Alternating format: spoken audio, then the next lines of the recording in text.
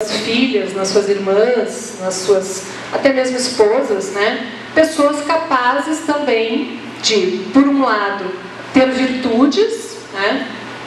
Ter boas virtudes, enfim, não serem necessariamente aquelas que carregavam o mal, e por outro lado também capacidade de se desenvolver intelectualmente, de pensar racionalmente, né? de ter um pensamento aí racional. Então esses humanistas, eles, a educação, a maior parte da educação era dada dentro das casas, né? Nas famílias, começaram aí a educar essas mulheres, como eu falei, que eram suas filhas, irmãs ou esposas. Então essas são as primeiras mulheres aí, já nos séculos XV e XVI, que começam a ser verdadeiramente educadas, né, educadas dentro dessa perspectiva feminista, e que também começam a questionar aí, especialmente o porquê que a educação era dada de maneira diferenciada para homens e mulheres, porque as mulheres eram consideradas assim, vamos dizer, estúpidas, né? E essas primeiras mulheres humanistas, elas começaram a dizer, não, as mulheres, elas podem ser ignorantes, mas elas são ignorantes porque não recebem a mesma educação que os homens. É claro que isso tudo dentro de um ambiente aristocrático, né? Essas pessoas que são educadas nesse período, elas são da aristocracia, são da nobreza. Claro que há aqui e ali algumas escolas populares, mas de uma maneira geral esses eruditos, né, são pessoas da alta nobreza. Então aqui eu gostaria de chegar no contexto que eu estudo mais propriamente dito, que é o século XVII, né, em que já há um número grande de dessas mulheres que receberam educação, que são consideradas essas mulheres de letras, essas mulheres sábias e tal. Nesse momento do século XVII, já está bem desenvolvida a chamada querela das mulheres, né? que em francês é querelle des femmes.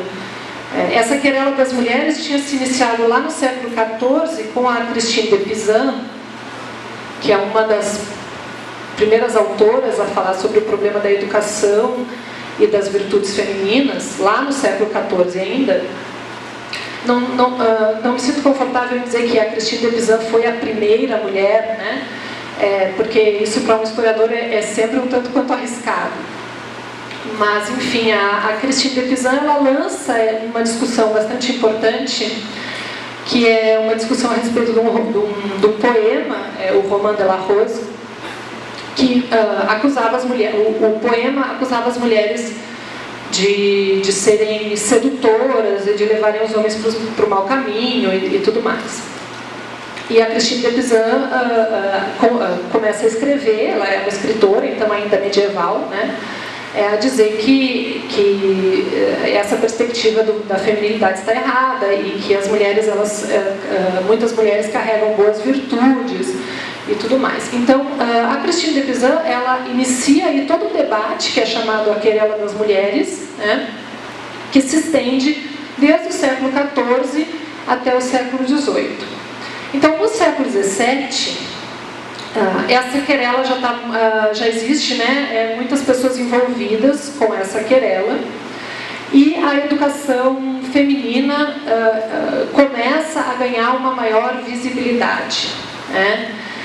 E aí, nesse contexto, entre os séculos XVI e XVII, também está em curso as reformas religiosas, né? As reformas religiosas, elas foram extremamente importantes para a modificação dessa perspectiva a respeito das mulheres e do feminismo, porque no momento em que há o rompimento entre os protestantes e católicos, os protestantes enfatizam muito a questão de educar, né, os fiéis e promover a alfabetização e a leitura dos próprios fiéis, e os protestantes começam a abrir escolas femininas, né, e a educar as mulheres, porque eles pensam que elas talvez sejam responsáveis aí pela disseminação da fé, né, e eram de fato, né.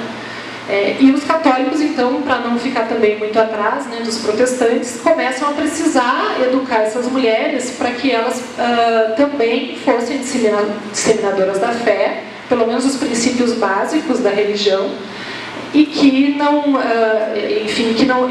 os católicos, enfim, não perdessem, né, muitos fiéis para os protestantes nesse sentido, né, no campo da educação, no campo da alfabetização. Então a Igreja Católica, ela começa a abrir uma série de internatos, né, colégios femininos dentro dos conventos, dentro dos monastérios, com essa perspectiva. Então, no século XVII, há um grande boom, assim, uma grande disseminação desses colégios. A historiadora Elisabeth Häpley, né, ela trabalha muito bem com esse assunto, né, sobre essa grande disseminação das escolas femininas dentro dos conventos no século XVII. Eu, particularmente, estudei uma mulher, né, uma escritora, educadora, professora, que foi a Jacqueline Pascal, né? Então, eu gostaria de falar sobre a Jacqueline Pascal um pouquinho, para vocês poderem conhecê-la, porque a história dela é uma história que embora seja muito particular, ela também é exemplar de situações que ocorriam, né, naquele momento. Então, a Jacqueline Pascal, ela viveu de 1625 a 1661. Ela é irmã do filósofo, né, do Blaise Pascal, embora vocês provavelmente conhecem o filósofo, mas provavelmente não a conhecem. Então, ela foi irmã dele e foi uma religiosa do convento de Port-Royal, né, do monastério de Port-Royal, em Paris. E nesse convento, então, as religiosas abriram uma escola feminina que tinha características muito específicas para aquele contexto, né? Era uma escola em que, de fato, começou a se organizar o ensino de meninas de maneira a promover uma educação que, como eu falei no início, pudesse ser igualitária entre homens e mulheres. É claro que isso tudo é o início, né, de um processo e que talvez elas não conseguissem dar, de fato, para essas meninas que adentravam o convento de Port-Royal uma educação tão primorosa quanto a que recebiam os rapazes. Mas o fato é que elas tinham esse objetivo, né, de alcançar uma educação que fosse uma educação de alto nível.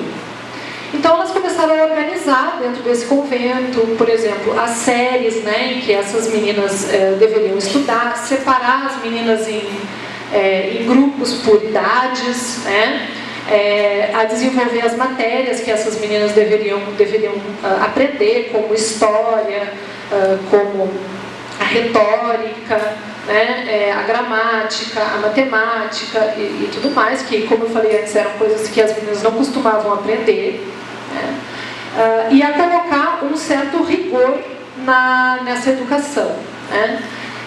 Eu sempre falo isso quando eu falo desse assunto. A gente tem um certo preconceito, acho, talvez, em falar a respeito dessas religiosas e a falar a respeito do rigor imposto por essas religiosas, né? As religiosas às vezes são vistas assim com maus olhos, como se fossem pessoas muito conservadoras e muito rigorosas com as meninas e tal. Nesse contexto que eu estudei, a questão do rigor na educação feminina foi uma grande conquista para as mulheres, né? Porque através do rigor imposto por essas religiosas, as meninas que se formavam e que saíam de Port-Royal, elas de fato podiam se apresentar nos espaços de sociabilidade letrada